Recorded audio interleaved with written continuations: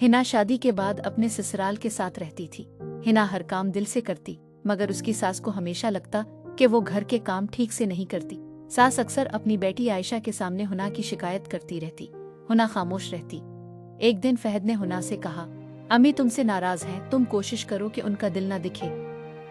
हुना ने आंसू पूंछ कर कहा, मैं पूरी कोशिश करती हूँ, लेकिन शायद अम्मी को मेरी कोशिश नजर नहीं आती। इसी दौरान घर में एक अहम चीज गुम हो गई। सास ने फौरन हुना पर शक किया। हिना ने सफाई देने के बजाय खामोशी इख्तियार की। ससुर ने भी कहा, बगैर सबूत किसी पर इल्जाम लगाना ठीक नहीं। अचानक देवर बिलाल को वो चीज घर के एक दूसरे कमरे से मिल गई। सास को अपनी गलती का एहसास हुआ। सास शर्मिंदा होकर हुना के पास गई और बोली, बेटी मैंने तुम्हें समझे बगैर तुम पर शक किया, मुझे माफ कर दो।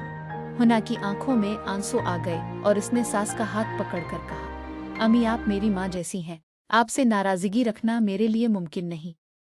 सास ने हुना को गले लगा लिया। घर तब ही घर बनता है जब रिश्तों में इल्जाम से पहले एतमाद हो।